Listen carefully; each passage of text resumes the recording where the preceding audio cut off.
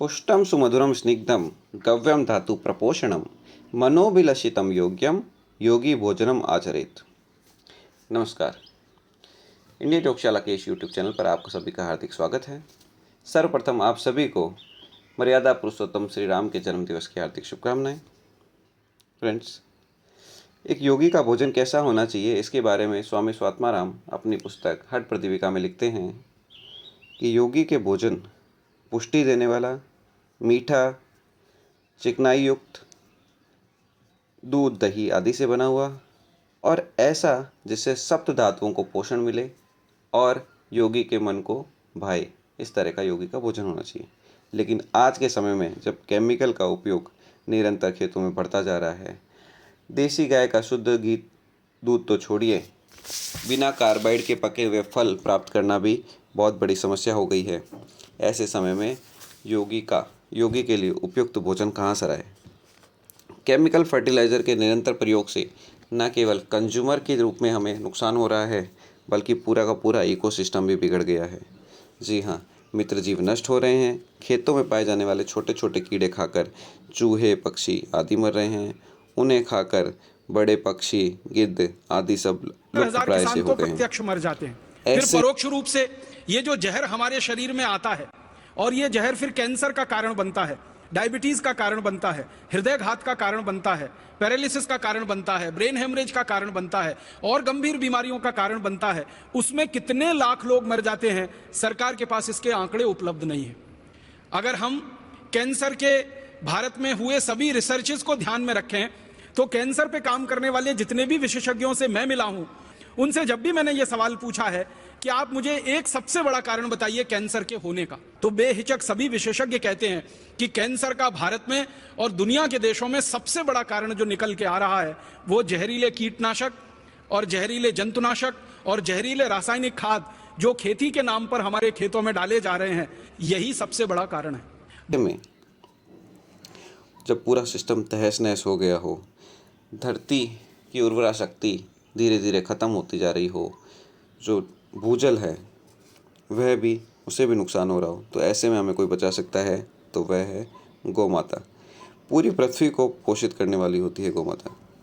4 वेद, 6 उपवेद, 18 पुराण, 108 उपनिषद, रामायण, महाभारत, ऐसा कोई ग्रंथ नहीं और ऐसा कोई संत नहीं जिसने गाय के गुणों का महिमा गान न किया हो। आज के दिन किसान खाद, कीटनाशक, उर्वरक, इन सब पर इतना खर्चा करता है कि शुद्ध लाभ के रूप में कुछ बचता ही नहीं है। ऐसे में किसान सीधा आत्महत्या की ओर रुख करता है। मेरे पास ताज़ा आंकड़े नहीं हैं, पर 2020 में 10,000 से अधिक किसानों ने आत्महत्या की। अब सोचने वाली बात यह है, इससे भी महत्वपूर्ण और ख़तरनाक तथ्य मैं आगे प्रस्तुत करने वाला हूँ। ये जो 10,000 से अधिक जिन किसानों ने आत्महत्या की, इनमें से आधे से अधिक किसानों ने कीटनाशक पीकर अपना जान दी है। तो आप समझ सकते हैं कि कीटनाशक कितने जहरीले हैं, इसका अंदाज़ा किसानों को पहले से है। लेकिन सही समझ के अभाव में और जानकारी के अभाव में वे निरंतर खेतों के अंदर विष डालते जा रहे हैं। यह विष खेतों से, फसलों से होता हुआ, हमारे अनाज में होता हुआ सीधे हमारे शरीर में प्रवेश कर रहा है।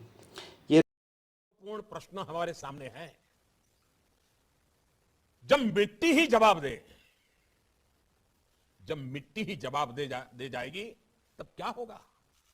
जब मौसम ही साथ नहीं देगा, जब धरती माता के गर्भ में पानी सीमित रह जाएगा, तब क्या होगा? आज दुनिया भर में खेती को इन चुनौतियों से दो चार होना पड़ रहा है। यह सही है कि केमिकल और फर्टिलाइजर ने हरित क्रांति में अहम रोल निभाया है, लेकिन यह भी उतना ही सच है कि हमें इसके विकल्पों पर भी साथ ही साथ काम करते रहना होगा और अधिक ध्यान देना होगा।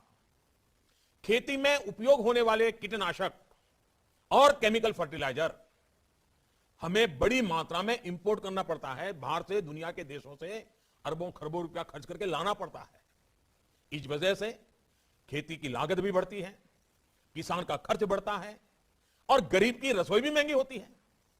यह समस्या किसानों और सभी देशवासियों की सेहत से जुड़ी हुई भी है।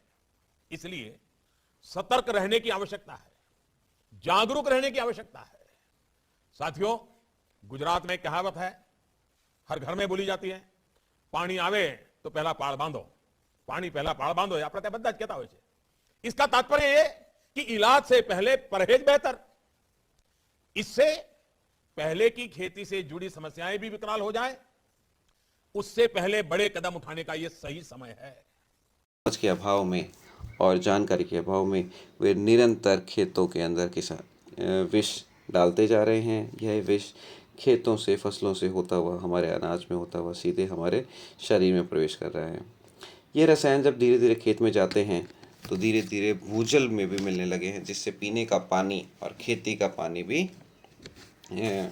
अयोग्य होता जा रहा है। लगातार रासायनिक खाद डालने से खेतों की फसलों की प्रतिरोधक क्षमता भी घट जाती है और इसके अलावा उनकी पानी की मांग भी बढ़ जाती है। जुताई किसने की? ट्रैक्टर के द्वारा। ट्रैक्टर कहाँ से खरीदा? ईंधन कहाँ से लिया? पुर्जा कहाँ से खरीदा? मरम्मत कहाँ पर हुई? इसका मतलब मैं सवाल ये पूछना चाहता हूँ कि जुताई किसान ने की या बाजार ने की? तो मुनाफा किसको गया? है और इसी अन्न की पूर्ति के लिए 60 के दशक में हरित क्रांति लाई गई और अधिक से अधिक अन्न उपजाने का नारा दिया गया। लेकिन हरित क्रांति ने जहां देश को खाद्यान्न के मामले में आत्मनिर्भर बनाया, तो वहीं इसके बाद खेती में उर्वरकों और कीटनाशकों के अंधाधुंध और असंतुलित इस्तेमाल भी शुरू हुआ। इससे उत्पादन तो बढ़ा, लेकिन वक्त के साथ साथ इसका दुष्प्रभाव मनुष्य और पशु के स्वास्थ्य के साथ साथ पानी, भूमि और पर्यावरण पर भी स्पष्ट रूप से दिखाई देने लगा। खेती और पर्यावरण पर बढ़ते इस दुष्प्रभाव को रोकने में आज जैविक खेती एक वरदान साबित हो रहा है। ऐसे समय में गौ आधारित कृषि किस तरह से किसान और पर्यावरण का संरक्षण कर सकती है, यही सब समझने के लिए हम पहुंचे देवलापार नागपुर स्थित गौ विज्ञान अनुसंधान संस्थान में, जहां पर 5 दिवसीय प्रशिक्षण शिविर चल रहा है। यहां पर गौ माता से मिलने वाले पंचगव्य का उपयोग सिखाया जाता है। यहाँ केवल देसी गाय की ही बात करेंगे। जब भी हम बोलें गाय तो आप समझिएगा कि देसी गाय का ही बात कर रहे हैं। अब वो चाहे किसी भी नस्ल की, वंश की हो सकती है, चाहे वो गिर साहिवाल हो, थारपारकर, राठी या कांकरेज हो, या फिर खिल्लार या केरल की प्रजनन वाली मशहूर छोटी गाय पंगानूर भी हो सकती है। लेकिन सभी के पंचगव्य में बहुत ही ज़बरदस्त शक्ति होती है। पूरे पर्यावरण को पोषण देने वाली गाय के गोबर और गौमूत्र का प्रयोग जब खेती में किया जाता है तो उत्तम प्रकृति का स्थान प्राप्त होता है। देवलापार के संस्थान में दूर दूर के संस्थान, स्कूल, कॉलेजेस, विद्यार्थी सीखने के लिए आते हैं। 800 से अधिक गौवंशों से सुसज्जित यह गौशाला 81 एकड़ के क्षेत्र में फैली हुई है, जहां पर गायों का वर्गीकरण करके उन्हें अलग अलग कक्ष में रखा जाता है। यहाँ औषधि निर्माण एवं पंचगव्य पर अनुसंधान के लिए 18,000 स्क्वायर फीट में बना हुआ पंचगव्य भवन भी है, जहाँ पर भारत सरकार की मान्यता अनुसार और आयुर्वेद के सिद्धांतों पर आयुर्वेदिक औषधियों का और पंचगव्य का निर्माण किया जाता है। इस विशाल क्षेत्र में खेती की सिंचाई की व्यवस्था के लिए एक बड़े तालाब का निर्माण भी किया गया है, जो न केवल सिंचाई के महत्वपूर्ण काम में आता है, बल्कि आसपास के बहुत बड़े क्षेत्र में भूजल को ऊपर लाने का काम भी बहुत ही सफलतापूर्वक कर रहा है। इस संस्थान में 300 से अधिक प्रशिक्षुओं को एक साथ प्रशिक्षण देने की व्यवस्था, उनके खाने पीने ठहरने की व्यवस्था भी है। विशाल खेत में विभिन्न प्रकार की फसलें प्राकृतिक रूप से उगाई जाती है, जिनमें धान से लेकर मिर्च, मसाले, फल, सब्जियां, कपास एवं औषधि निर्माण हेतु सभी प्रकार की वनस्पति भी यहीं पर उगाई जाती हैं। कंपोस्ट और केंचुआ खाद का प्रयोग ही यहाँ पर खेती के लिए किया जाता है। किसी प्रकार की रासायनिक खाद या कीटनाशक का प्रयोग यहाँ पर नहीं किया जाता। नागपुर जबलपुर के पेंच एरिया में स्थित इस केंद्र में 150 से अधिक जंगल, आदिवासी और ग्रामीण क्षेत्र के लोग रोजगार प्राप्त करते हैं।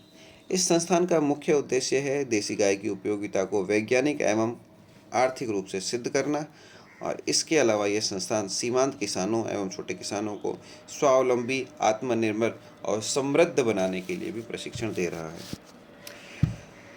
ट्रेनिंग की शुरुआत होती है सुबह गोमूत्र संकलन से। जी हाँ, सुबह 5 बजे जब लगभग सुबह 5 बजे जब भी गाय सबसे पहले उठती है तो सबसे पहले उसका कार्य होता है मूत्र त्याग करना। औषधीय प्रयोग के लिए एवं गो अर्क निकालने के लिए गाय के गोमूत्र को भूमि पर गिरने से पहले ही पकड़ना होता है। नीचे गिरा हुआ गोमूत्र केवल कृषि कार्यों में। गोमूत्र के लिए सबसे पहले ध्यान रखना होता है कि जो स्वस्थ गाय हैं उन्हीं का गोमूत्र इकट्ठा किया जाता है और केवल गाय का ही गोमूत्र लिया जाता है। बैल और नंदी का गोमूत्र इकट्ठा नहीं किया जाता है गोबर बनाने एवं औषधीय प्रयोगों के लिए। इसके अलावा जो 1 साल से अधिक की बछड़ियां हैं उन्हीं का गोमूत्र इकट्ठा संकलित किया जाता है। और एक चीज़ और ध्यान रखनी है कि जो गाय जिसने जो 15-20 दिन के अंदर बच्चा देने वाली है या पिछले 15-20 दिन में ही जिसके बछड़ी हुआ है, उसका गोमूत्र संकलित नहीं किया जाता, क्योंकि उसके अंदर हार्मोनल थोड़ा सा केमिकल कंपोजर थोड़ा अलग होता है, जो हमारे नियमित कार्यों के लिए उपयोगी साबित नहीं हो सकता। इसके पश्चात हमारे पास समय होता है गौ सेवा का, जिसमें हम गौ कक्षों की सफाई करते हैं, गाय की सेवा करते हैं और गाय को के साथ में अगर समय बिताना चाहते हैं तो वो करते हैं। और इसके अलावा अगर आप कोई प्रशिक्षु का जो भी अपना रुचि का कार्य है वो किया जा सकता है। इसके पश्चात दैनिक कार्यक्रम, योग, अग्निहोत्र जैसी क्रियाएं होती हैं। अग्निहोत्र का हमारे नियमित जीवन में शुरू से ही महत्व रहा है।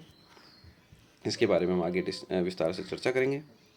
ठीक 9 बजे यहाँ पर होती है गौ आरती। संस्थान के लगभग सभी 150 से अधिक कर्मचारी गोवंदन और गो आरती के पश्चात ही गौ सेवा के कार्यों में जुट जाते हैं। यहाँ गाय का एक मंदिर बना है जहाँ गौ माता की पूजा की जाती है और उसका आशीर्वाद लेकर ही सभी दिन की शुभ शुरुआत करते हैं। इसके पश्चात चाय नाश्ते की भी यहाँ पर व्यवस्था रहती है। जैसे मैंने पहले बताया, यहाँ पर सभी उत्पाद प्राकृतिक रूप से जो बनाए जाते हैं उन्हीं उत्पादों का, उन्हीं फसलों का, मिर्च मसालों का प्रयोग यहाँ पर भोजन में किया जाता है। यह भोजन न केवल स्वास्थ्य की दृष्टि से बढ़िया है बल्कि अति स्वादिष्ट और मधुर भी होता है। इसके पश्चात 9:30 बजे प्रशिक्षण शुरुआत होती है, जिसमें विभिन्न सब्जेक्ट एक्सपर्ट अपने लेक्चर देते हैं या फिर ऑन फील्ड ट्रेनिंग भी होती है।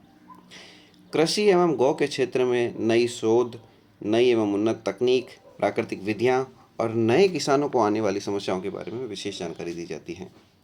यहाँ पर कामधेनु कृषि तंत्र को समझाने के लिए श्री राजबदन सर पधारे, जिन्होंने किसान किस तरह से गोमय आदि प्राकृतिक संसाधनों का प्रयोग करके अपने खर्चों को कम कर सकता है।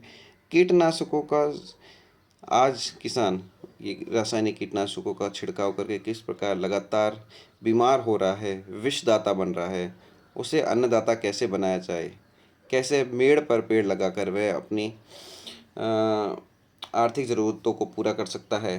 केंचुआ खाद, आच्छादन, ट्रैप प्लांट्स, अलग अलग फसल लेना, बहुप्रतीय कृषि, बहुफसलीय कृषि जैसे विषयों पर महत्वपूर्ण जानकारी हमें सर से मिली।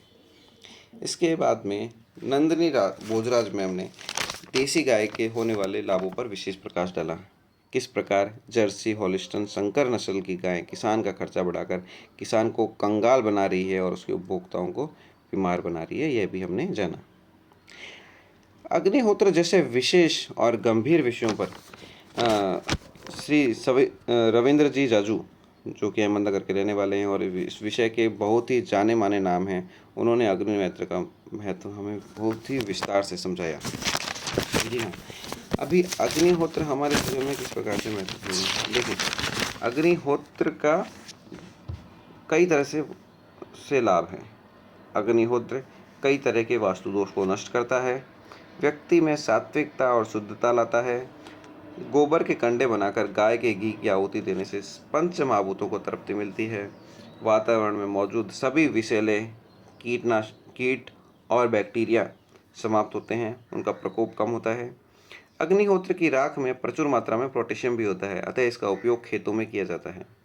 इस राख को सरसों या तिल के तेल में मिलाकर स्प्रे करने से इल्लियों का प्रकोप भी कम होता है।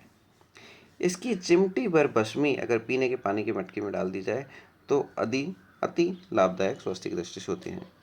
इस भस्मी का प्रयोग बायोकम्पोस्ट खाद बनाने में और केंचुआ खाद की जगह को चींटी और कनखजूरे जैसे कीटों के प्रकोप से बचाने में भी होता है।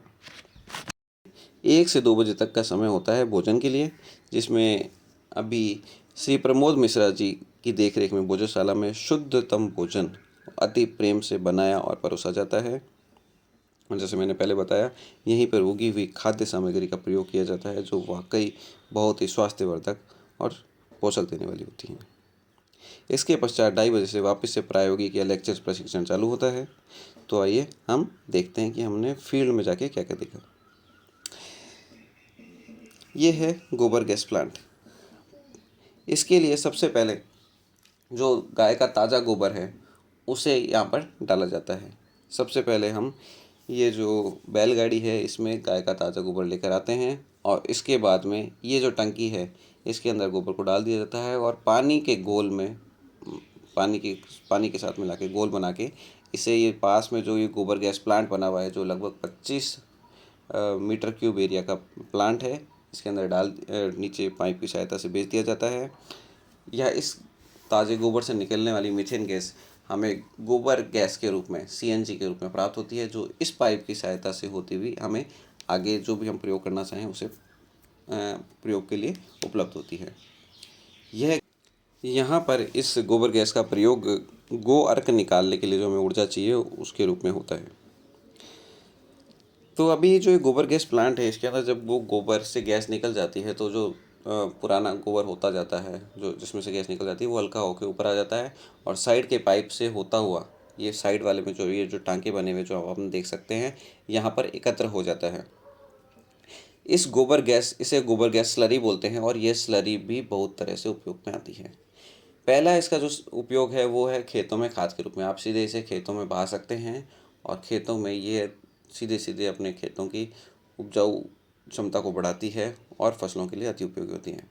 इसके अलावा मीथेन गैस निकलने के बाद में यह स्लरी के अंदर अगर इसको ईंधन के रूप में प्रयोग किया जाए, इसके कंडे बना के या फिर इसके लड्डू बना के आप रसोई में भी काम में लेते हैं, तो यह बहुत ही कम मात्रा में धुआं देती है और बहुत ही लंबे समय तक ऊर्जा प्रदान करती हैं। इसके अतिरिक्त यह स्लरी आप जो गाय के गोबर जो 21 दिन पुराना ठंडा हो गया है उसके साथ मिला के अपने केंचुओं को भोजन के रूप में भी दे सकते हैं। इसके पश्चात हमने सीखा गौमूत्र अर्क बनाना।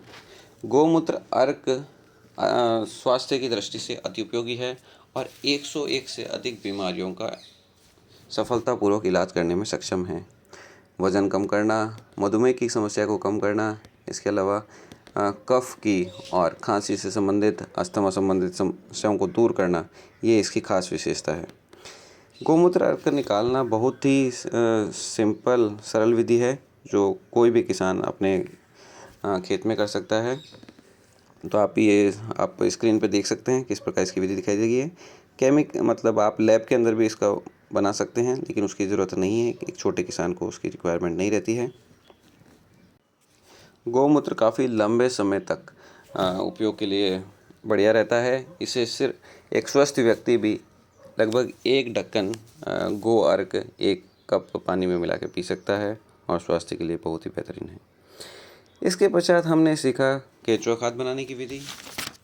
केंचुआ खाद, देखिए खेती की जब बात आती है तो गाय के बाद में किसान के जो सबसे बड़े सहयोगी जीव हैं वो हैं हमारे केंचुए और मधुमक्खी। जी हाँ, अभी केंचुए की बात कर लेते हैं। केंचुआ इस धरती का सबसे अंडररेटेड, नेग्लेक्टेड और सबसे ज़्यादा महत्वपूर्ण जीव है। उसे भगवान ने जिम्मेदारी सौंपी पूरे जनजीवन को, पूरे न केवल मानव जाति को बल्कि संपूर्ण जीव जगत को पानी पहुंचाने की व्यवस्था करने की। जी हाँ, केंचुए का काम क्या होता है? केंचुए का काम होता है ज़मीन को पोरस बनाना, ज़मीन को पोली बनाना, ताकि जब भी बारिश हो तो वो पानी धरती के अंदर समा सके। धरती में जो भूजल का स्तर है वो इन्हीं केंचुए के कारण मेंटेन रहता है। लेकिन लगातार कीटनाशकों, उर्वरकों, यूरिया ऐसे इनके प्रयोग से हमारे जो केंचुए हैं वो बहुत बड़ी मात्रा में तड़प के मर गए। लेकिन अभी भी बहुत ज़्यादा देर नहीं हुई है।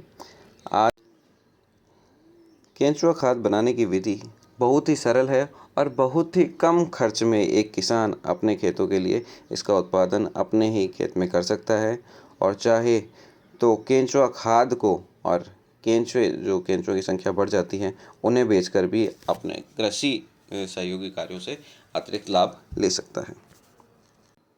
केंचुआ खाद खेती में बहुत ही ज़्यादा उपयोगी है। आपने देखा होगा कि जब भी वृक्षारोपण का कार्यक्रम होता है तो उसमें केंचुआ खाद या अपने जैविक खाद ही या बायो कंपोस्ट जिसे हम बोलते हैं वही काम में ली जाती है, क्योंकि इसके अंदर पोषण भरपूर मात्रा के अंदर होता है। इससे इसमें किसी तरह का रसायन तो नहीं होता, लेकिन जो हमारे पौधे हैं, जो हमारी फसलें हैं, उनके जो भी पोषण की मात्रा चाहिए वो इसमें पर्याप्त मात्रा में प्राप्त हो जाती है। केंचुआ खाद बनाने की विधि मैं डिस्क्रिप्शन सेक्शन में डिटेल में अटैच कर दूंगा, तो आप उसे पढ़ के देखकर केंचुआ खाद बनाने की सरल सी विधि समझ सकते हैं। आप यहाँ पे आकर भी इसकी ट्रेनिंग ले सकते हैं। केंचुआ खाद और कंपोस्ट खाद बनाने की विधि हमने चित्रताई से सीखी, जिनका हम हार्दिक धन्यवाद देते हैं। कंपोस्ट खाद बनाने की डिटेल विधि जो कि चित्रताई ने बताई है, उसका एक वीडियो है जिसका लिंक मैं नीचे डिस्क्रिप्शन सेक्शन में दे दूँगा। इनके बाद में हमने जैविक पद्धति से कीटनाशक बनाना, गोकृपा अमृतम और गो अमृत पानी जैसे बायो प्रोड्यूस बनाना भी सीखा, जिसमें बिना किसी केमिकल का प्रयोग किए हुए हम अपने खेतों की उर्वरा शक्ति बढ़ाते हैं। और जो हम यहाँ पर किसी प्रकार का कीटनाशक नहीं बनाते बल्कि कीट नियंत्रक बनाते हैं। प्रभु की सृष्टि में सभी जीवों को अपने हिसाब से जीने का अधिकार है, जब तक कि वे दूसरों को नुकसान ना पहुंचाए। तो हम केवल यह सुनिश्चित करते हैं कि हमारी खेती को नुकसान ना हो, हम किसी प्रकार के जीव को नष्ट नहीं करते हैं। श्री खेमराज जी सर ने हमें बीज संस्करण और भूमि संस्करण जैसे महत्वपूर्ण विषयों की जानकारी दी और हमने प्रैक्टिकल करके भी समझा कि किस प्रकार से ये हमारे खेतों में किया जा सकता है और हमारे खेतों को उपजाऊ और अधिक फसल देने वाला बनाया जा सकता है।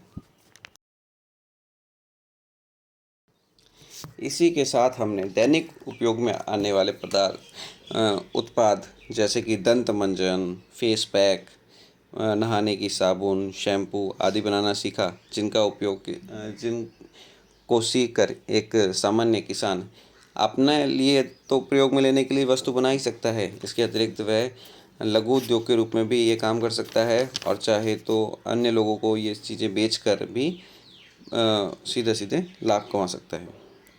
ये बहुत ही सीधी सरल चीज़ें हैं जिनमें किसी भी प्रकार का कोई केमिकल उपयोग नहीं किया जाता और यह स्वास्थ्य की दृष्टि से भी न केवल बेहतर होते हैं बल्कि बहुत ही उपयोगी भी होते हैं।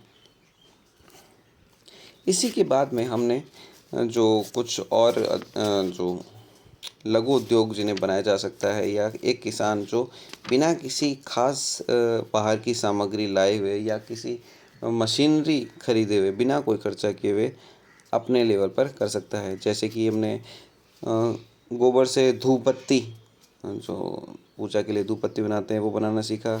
इसके अतिरिक्त जो लेमन ग्रास ऑयल है और जो हमारा गोबर गोमूत्र है उसकी सहायता से मॉस्क्यूटो कॉइल बनाना सीखा। गोबर से मूर्तियाँ बनाना और उनके ऊपर पेंटिंग करना, गोबर के कंडों के ऊपर पेंटिंग करना, ऐसी विधियाँ भी हमने यहाँ पर देखी। ये देखें, आप स्क्रीन पर देख सकते हैं, ये जो छोटे छोटे मतलब जो गोबर के कंडे हैं, इनके ऊपर जो छोटे छोटे बछड़ों की आकृति बनाई गई है, इनमें कलर किया गया है। ये गोबर के कंडे हैं जिनके ऊपर पहले गोबर के कंडे बनाकर उनको फिनिशिंग करके उसके ऊपर थोड़ा गोबर का लेप करके और उसके बाद में इस पर पेंट किया जा रहा है। ये यहाँ के ही आर्टिस्ट डी शेंग की बनाई हुई मूर्तियाँ हैं। हम निर्मला ताई से पूछते हैं कि यहाँ पे और क्या क्या प्रोसेसिंग होती है। ताई नमस्कार। नमस्कार। यहाँ पर आप क्या क्या चीज़ों का प्रोसेसिंग करते हैं? हम यहाँ क्या बोलते हैं, मच्छर पाई, धूप बत्ती और गौमूत्र और घी पैकिंग करते हैं, आधा किलो 1 किलो। ओके। और शहद का जो ऑर्डर मिला तो शहद भी भर देते हैं। शहद भी मिलता है। ये घी है क्या यहाँ पे? हाँ, घी है। और ये कितने किलो की पैकिंग? 1 किलो का है, आधा किलो का ही है, अच्छा। 1 पाव का ही है। ये वाला 1 लीटर का पैकिंग है? हाँ। बढ़िया, थैंक यू ताई, आपने इतने अच्छे से समझाया, धन्यवाद। हरिओम, जय गौ माता। जय गौ माता। है प्रशिक्षण केंद्र किसानों के लिए, किसानों को यह आर्थिक और वैज्ञानिक रूप से सिद्ध कर रहा है कि गाय आधारित कृषि भी फायदेमंद हो सकती है। किसान अपना खर्चा जो वो उर्वरकों पर, रासायनिक उर्वरकों पर, कीटनाशकों पर करता है, वो खर्चा कम या ख़त्म कर सकता है और गोमय आदि का प्रयोग करके अपनी फसल का उत्पादन भी बढ़ा सकता है, अपने लिए और अपने परिवार के लिए, पूर्ण समाज के लिए भी विष रहित भोजन दे सकता है, सही मायनों में अन्नदाता बन सकता है। इन सब ट्रेनिंग के बाद में यहाँ पर सर्टिफिकेट डिस्ट्रीब्यूशन सर्टिफिकेट भी दिया जाता है। यह सर्टिफिकेट आपको इस बात की का आपको विश्वास तो देता ही है कि आपने ये सब बेहतरीन चीज़ें यहाँ पर सीखी हैं, खुद अपने हाथों से की है। इसके अतिरिक्त इस सर्टिफिकेट का उपयोग करके आप वित्तीय संस्थाओं से लोन के लिए भी अप्लाई कर सकते हैं। इस संस्थान में मतलब यहाँ का जो कार्यालय है वहाँ पर बहुत ही विशाल गौ साहित्य और गाय से बनने वाले पंचगव्य पर आधारित बहुत सारे उत्पाद भी बिक्री के लिए उपलब्ध हैं। यहाँ पर 40 से अधिक पंचगव्य औषधियाँ बनाई जाती हैं, जिन्हें सरकारी मानदंडों के हिसाब से और आयुर्वेद के सिद्धांतों को ध्यान में रखकर बनाया जाता है। यहाँ पर विभिन्न पदाधिकारी, संत महंत भी पधारते रहते हैं। विभिन्न दूर दूर के स्कूलों से, कॉलेजेस से प्रशिक्षण के लिए विद्यार्थी भी यहाँ पर आते रहते हैं। हाल ही में यहाँ पर G20 का एक डेलीगेट भी पधारा, जिसने पंचगव्य पर, गौ सेवा पर, देसी गाय के महत्व पर और प्राकृतिक रूप से किस प्रकार खेती करके फ़ायदा लिया जा सकता है, इसके बारे में महत्वपूर्ण चीज़ें यहाँ से सीखी। तो मित्रों, अंत में मैं यही कहूँगा कि प्राकृतिक रूप से कृषि भी फ़ायदेमंद हो सकती है। ये हमें जन जन तक पहुँचाना है और एक स्वस्थ, समृद्ध और निरोगी समाज का निर्माण भी करना है। उम्मीद है आपको हमारा यह प्रयास अच्छा लगा होगा। आप इस वीडियो को लाइक करें या ना करें, लेकिन अपने जितने भी किसान बंधु हैं उन तक इस वीडियो को पहुंचाने का प्रयास अवश्य करें, ताकि सभी किसान बंधु इसके महत्व को जानें। अगर वह उचित समझें तो यहाँ पर या और किसी संस्थान में प्राकृतिक खेती का, अप्राकृतिक बोल दीजिए, जैविक बोल दीजिए, आध्यात्मिक बोल दीजिए, नाम सब एक जैसे ही हैं, लेकिन सर्वप्रथम जो हमारी महत्वपूर्ण जो बात है वो है विष रहित और उत्तम भोजन प्रदान करना। समाज को उत्तम भोजन किस प्रकार से प्राप्त हो, ये सुनिश्चित करना किसान की जिम्मेदारी बनती है। तो और यह किसी भी तरह से घाटे का सौदा नहीं है, बल्कि फ़ायदे का ही सौदा है। तो इस वीडियो को अधिक से अधिक अपने सभी किसान भाइयों के साथ में शेयर करें। आज के लिए हमारी तरफ से इतना ही। धन्यवाद। हरिओम, जय गौ माता, जय गोपाल। आजादी के अमृत महोत्सव में मां भारती की धरा को रासायनिक खाद और कीटनाशकों से मुक्त करने का संकल्प है। दुनिया को स्वस्थ धरती, स्वस्थ जीवन का रास्ता दिखाएं। आज देश ने आत्मनिर्भर भारत का सपना संजोया है। आत्मनिर्भर भारत तभी बन सकता है जब उसकी कृषि आत्मनिर्भर बने, एक एक किसान आत्मनिर्भर बने।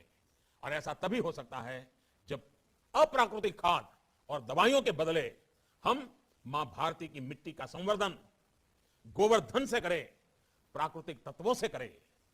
हर देशवासी हर चीज के हित में, हर जीव के हित में प्राकृतिक खेती को हम जन आंदोलन बनाएंगे। इसी विश्वास के साथ